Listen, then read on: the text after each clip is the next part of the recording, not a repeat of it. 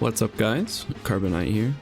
I think it's fair to say that Risk of Rain 2 is a game built upon the working middle class. By that, I mean the white items. Common items are the building blocks of your run, and even if they're a little boring sometimes, you can't go wrong with some of these. Please keep in mind that this list is just based on my own thoughts and opinions, and I'm obviously not the best at the game. Today, we're going to be talking about what I think are the 10 best white items in Risk of Rain 2.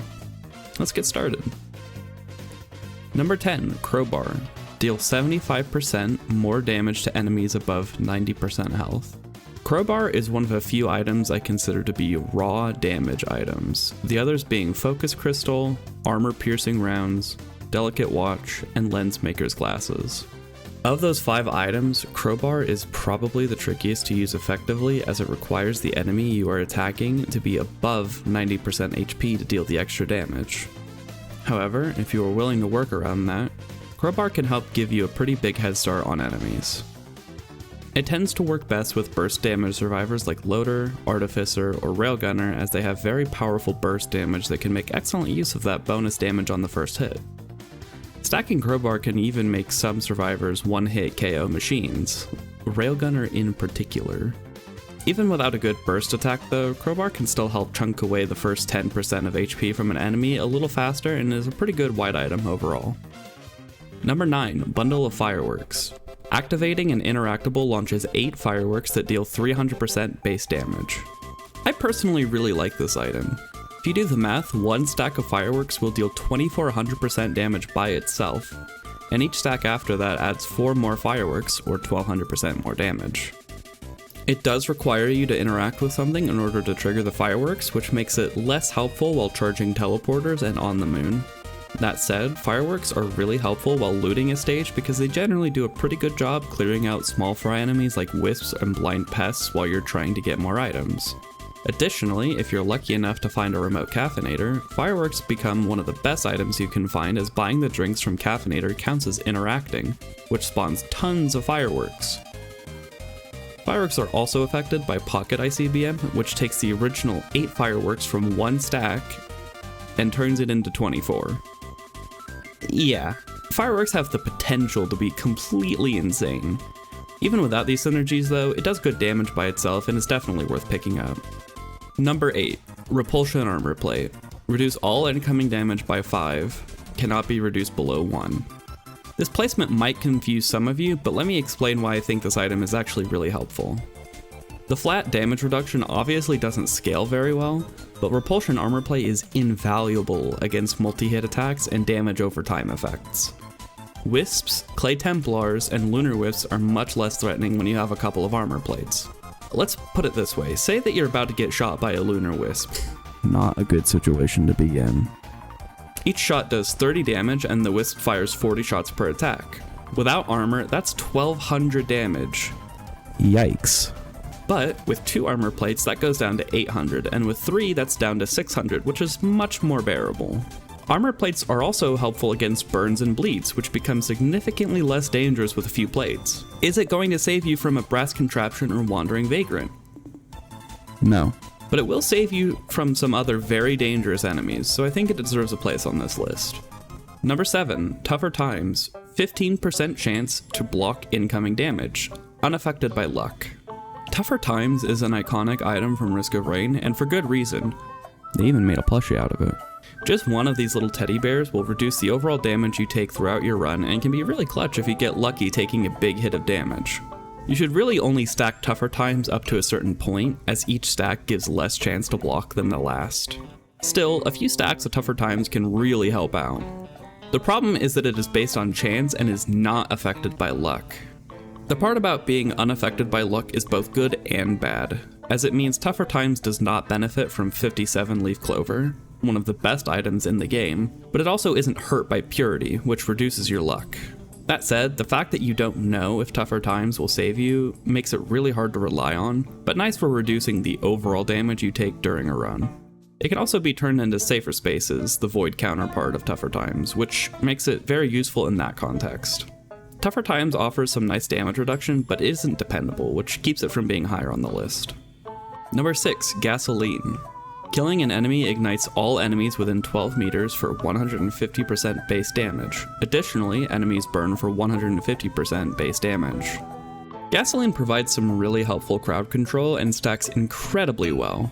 The explosion plus the burn deal with most small fry enemies pretty handily, and deal a nice bit of extra damage to tankier enemies.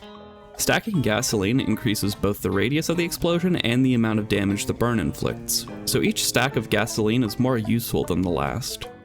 The only real problem with Gasoline is that the damage doesn't hold up as well in the late game without a few extra stacks or an ignition tank, which makes Gasoline much better by increasing the damage of the burn by 3 times per stack. The other problem is that Gasoline is triggered on kill. This makes Gasoline not very useful on the moon or against Mithrix without a Forgive Me Please. Speaking of, Forgive Me Please makes Gasoline incredible, as each pulse of the Forgive Me Please doll will trigger a Gasoline explosion and burn enemies. Overall, Gasoline helps out a lot in the early game with crowd control and can stay relevant in the late game with some support from equipment and other items, so it belongs on this list. Number 5, Soldier's Syringe. Increases attack speed by 15%. There isn't a ton to say about Soldier's Syringe that you can't see for yourself, really. It benefits just about every survivor in some way, with the only real exception being Artificer. Poor girl. Now, this isn't to say that every survivor benefits equally from Syringe. I wouldn't say that Syringe is crazy good on Loader, Bandit, or Mercenary. However, for most other survivors, Syringe just works as advertised. No hoops to jump through, you just attack faster. As such, it's a solid item that you're almost always happy to see. Number 4, Mocha. Increases attack speed by 7.5% and movement speed by 7%. Of the different kinds of items in Risk of Rain 2, I think most people can agree that damage and mobility are the most important. So it's pretty convenient to have a common item that gives you both. Mocha is essentially half of a Soldier's Syringe and half of a Goat Hoof, but as one item. As previously discussed with Soldier's Syringe, attack speed is pretty universally helpful and move speed is pretty much always nice. Some survivors really depend on additional movement items like Captain and Engineer, and Mocha gives them the best of both worlds. Mocha isn't higher on the list because it's not a particularly strong boost to either stat, and you need more than just 2 or 3 stacks of Mocha to get the full benefit you would from just 1 or 2 syringes or 1 or 2 goat hooves. Despite that, finding one can give you a small boost in the stats you need most, and a Mocha 3D printer can get you up to speed, for relatively cheap. Number 3, Tritip Dagger. 10% chance to bleed an enemy for 240% base damage. Tritip Dagger is one of the more survivor-dependent items on this list, but man is it powerful for the survivors it works for. A few stacks of Tritip Dagger are a nice bit of bonus damage and help finish off weaker enemies without wasting too much time on them, but it's not really any crazier than that. However, with a few more stacks, a 57 leaf clover, and or tons of attack speed, you've got yourself one of the most broken builds in the game. What makes the bleed debuff so strong is the fact that each time a stack of bleed is added, it resets the duration of the debuff. So, if you can attack fast enough to keep adding stacks of bleed, you can absolutely shred just about any enemy in the game. Now, as I already said, this item isn't amazing for every survivor. It works great for survivors like Commando and Huntress, but isn't spectacular for Loader or Artificer. Even for survivors that don't attack very quickly though, a crowdfunder can give you access to a rapid attack for stacking bleed on enemies. Those survivors can also turn their Tritip Daggers into needle ticks if they find one, which generally works better for them. Just for how good of a debuff bleed is, Tritip earns a high place on this list. Number 2, Lens Maker's Glasses. Your attacks have a 10% chance to critically strike, dealing double damage. Glasses are pretty universally helpful and are by far the easiest way of raising crit chance, with the exception of playing Bandit. Double damage on 10% of your attacks might not seem super helpful at first, but with a few stacks of glasses, you get a pretty nice boost to your DPS. Survivors with high attack speed can get critical hits more often, while burst damage survivors might not always get crits, but when they do get one, it'll deal massive damage. Crit chance also affects items that are triggered by your attacks, like ATG missiles, which makes glasses even more helpful. Glasses also help make use of a few items that activate upon getting a critical hit. The most notable of those items is Shatter Spleen, which bleeds enemies on critical hits. Glasses and Shatter Spleen give access to bleed without Tritip Daggers, and Glasses have the added benefit of dealing extra damage even without Shatter Spleen. The synergy with Shatterspleen by itself makes glasses one of the best items in the game. Before we talk about what I think is the best white item in the game, I'd like to give an honorable mention to Sticky Bomb. 5% chance on hit to attach a bomb to an enemy, detonating for 180% total damage.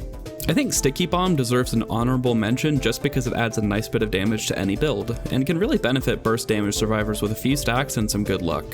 Sticky Bombs deal total damage, meaning that they deal damage based on the damage dealt by the attack that triggered them. So imagine you proc a Sticky Bomb from a charged punch using Loader. That Sticky Bomb will deal 180% of the charged punch's damage, which is 2700%. So the Sticky Bomb will deal 4860% damage. Granted, that will only happen 5% of the time with one stack of Sticky Bomb, but you can stack it for a better chance. They aren't insane or reliable, but they're far from terrible. And the number one white item in Risk of Rain 2 is Paul's Goat Hoof and Energy Drink. Increases movement speed by 14% and sprint speed is improved by 25% respectively. I know putting two items at number one is cheating, but they serve roughly the same purpose and are basically interchangeable, so I think it makes sense here. Of all the items in Risk of Rain 2, movement speed items are the most important and universally helpful. No amount of damage or healing will save you if you can't dodge enemies when they're trying to scramble you for breakfast. Movement items will help you immensely in both getting across stages faster and therefore looting faster, and in dodging enemy attacks so you can avoid taking damage in the first place. You don't need heals if you just don't get hit, silly. Goat Hoof or Energy Drink, whichever you prefer. You can make an argument for which one is better for which survivors, but I think for everyone, you can't go wrong with either. If you see one of these in a shop, you buy them, period. So, those are what I think are the 10 best white items in Risk of Rain 2. I'm sure that some of these placements are at least a little controversial, so feel free to discuss why an item should be lower or higher, or what your personal favorite items are.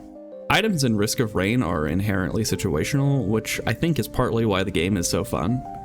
The item system creates so many interesting situations where an item might be good in one run or flat out useless in another. Anyway, that's all I've got for now. Till next time.